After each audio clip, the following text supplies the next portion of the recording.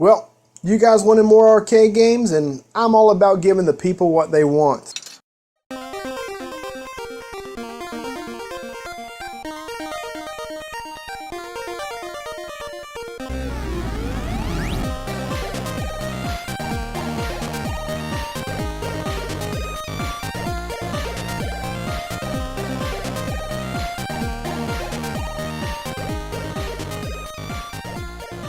Now, normally when someone mentions Battletoads, they think of the 1991 title released for the NES. My brother and I happened to get this one for Christmas, and we spent a lot of time playing it.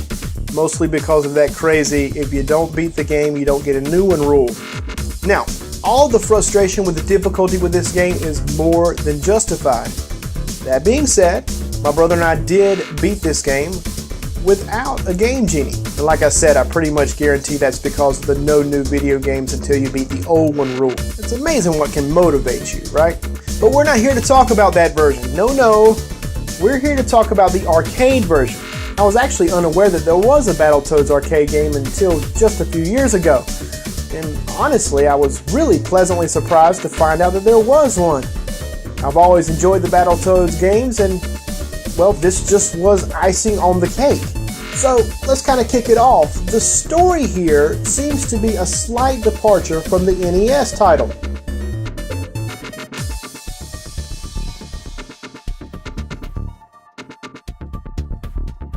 Who cares about a story? I sure don't. When you take this game in comparison to the others, the most glaring difference is the violence. This game is much more graphic than the Nintendo and even the Genesis version. I mean, it is graphic, and that's fun. The violence is only aided by the very nice graphics. And I mean like graphics, like pictures and stuff, not like graphic violence, like graphics. You know graphics. You guys know what graphics are. It's pretty clear what kind of violent acts are being performed. You know, punches, kicks, and this.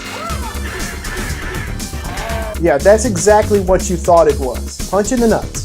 So throughout the game, it's clear that every time you do a power move, it's very, very clear that some serious damage is being inflicted. Be it crushing enemies into a pile of bones or spattering blood all over the place. Carnage abounds. Every character looks fantastic and has an obvious personality that is conveyed through their design.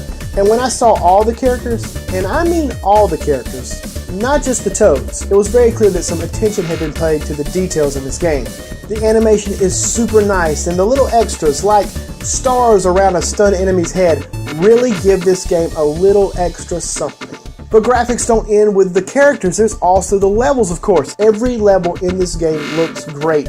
I especially appreciate the animated elements in the background and a lot of nice scrolling effects. Honestly, the visual appeal is stellar. So what about the gameplay? Well, Battletoads is obviously a beat 'em up, so you just move through the level, kick the out of everybody you meet until you get to the level boss and you kick the out of him. Being that the game already had a console counterpart, you see a lot of the elements from that version echoed in the arcade version. For instance, the power moves that you're going to pull off when you beat an enemy finally are pretty much the exact same moves you'd see in the NES version. Honestly, the only difference is that they're much more polished graphically. So in addition to the moves and the animation, there's also been some of the levels that have been kind of echoed in the arcade version. For those of you that have played the NES version, you may recall that there is a level that you're descending down a shaft of some kind that's supposed to be a mile long on a rope.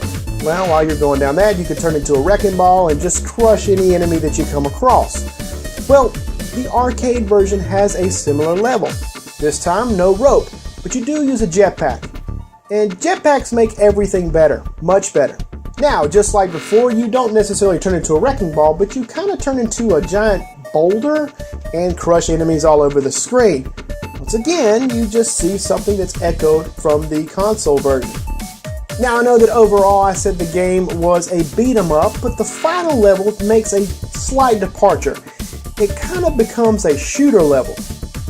In the final level, whatever Webtoad hero you have chosen has to square off against the Dark Queen's Robo Manus. That is a mouthful. So you jet off in your little space cart of some type with your machine gun of some type to fight the big bad guy. Anyway, the machine gun itself, you can fire in 360 degrees, and along the way you're going to get different power-ups to boost the power of your machine gun. Now this level is not easy. If someone had happened to get to this level back in the day, they'd have blown through a lot of change to finish it.